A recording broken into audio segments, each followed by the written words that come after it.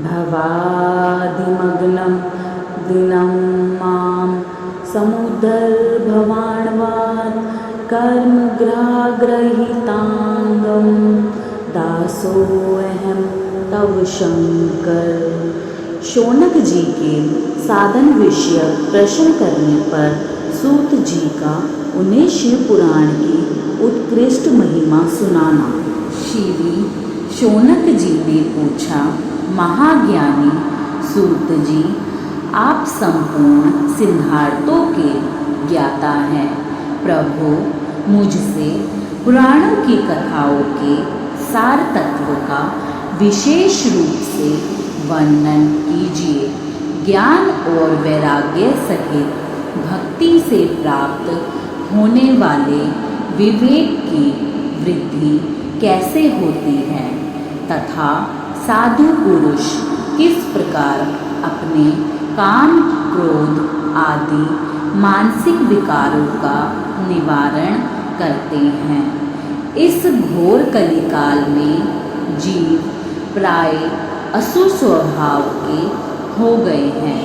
उस जीव समुदाय को शुद्ध बनाने के लिए सर्वश्रेष्ठ उपाय क्या है?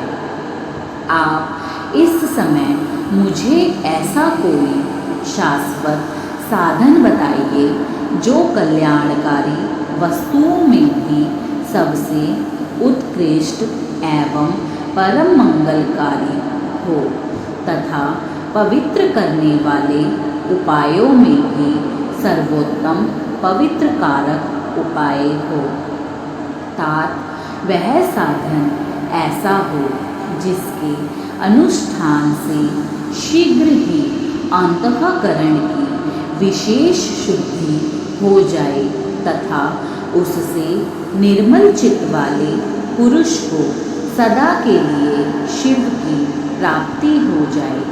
श्री सूत जी ने कहा, मुनि श्रेष्ठ शौनक, तुम धन्य हो क्योंकि तुम्हारे हृदय में पुराण कथा सुनने का विशेष प्रेम एवं लालसा है। इसलिए मैं शुद्ध बुद्धि से विचार कर तुमसे परम उत्तम शास्त्र का वर्णन करता हूँ। वत्स, वह संपूर्ण शास्त्रों के सिद्धार्थ से संपन्न भक्ति आदि को बढ़ाने वाला तथा भगवान शिव को संतुष्ट करने वाला है। कानों के लिए रसायन अमृत स्वरूप तथा दिव्य है, तुम उसे श्रवण करो। मुने, वह परम उत्तम शास्त्र है शिव पुराण, जिसका पूर्व काल में भगवान शिव ने ही प्रवचन किया था। यह काल रूपी सर्प से प्राप्त होने वाले महान त्रास का विनाश करने वाला उत्तम साधन है।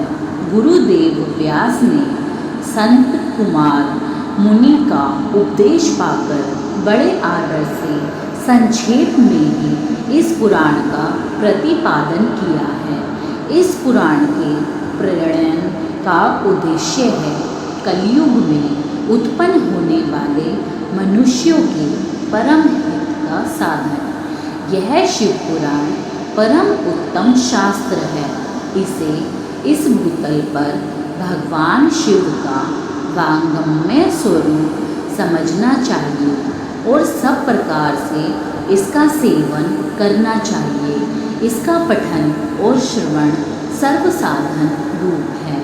इससे शिव भक्ति पाकर श्रेष्ठतम स्थिति में पहुँचा हुआ मनुष्य शीघ्र ही शिव पद को प्राप्त कर लेता है।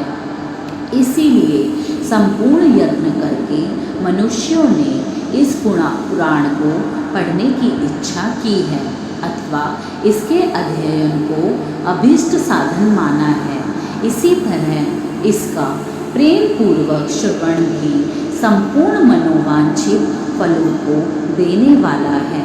भगवान शिव के इस पुराण को सुनने से मनुष्य सब पापों से मुक्त हो जाता है तथा इस जीवन में बड़े बड़े उत्कृष्ट भोगों का उपभोग करके अंत में शिवलोक को प्राप्त कर लेता है।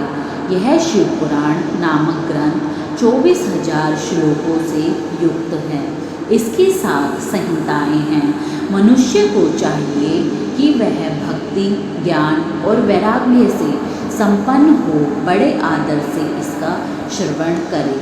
7 संहिताओं से युक्त यह दिव्य शिव पुराण परब्रह्म परमात्मा के समान विराजमान है और सबसे उत्कृष्ट गति प्रदान करने वाला है। जो निरंतर अनुसंधान पूर्वक इस शिव पुराण को वाचता है अथवा नित्य प्रेम पूर्वक इसका पाठ मात्र करता है, वह पुण्य आत्मा है, इसमें संशय नहीं है।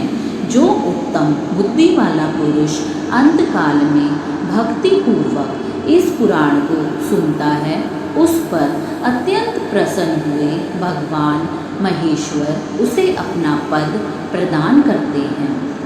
जो प्रतिदिन आदर पूर्वक इस शिव पुराण का पूजन करता है, वह इस संसार में संपूर्ण भोगों को भोगकर अंत में भगवान शिव के पद को प्राप्त कर लेता है।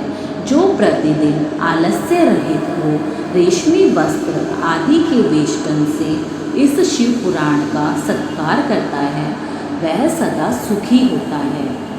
यह शिव पुराण निर्मल तथा भगवान शिव का सर्वस्व है। जो इहलोक और परलोक में भी सुख चाहता हो, उसे आदर के साथ प्रयत्न पूर्वक इसका सेवन करना चाहिए। यह निर्मल एवं उत्तम शिव पुराण धर्म, अर्थ, काम और मोक्ष रूप चारों पुरुषार्थों को देने वाला है। अतः सदा प्रेम पूर्वक इसका श्रवण एवं विशेष पाठ करना चाहिए। बोलो हर हर महादेव।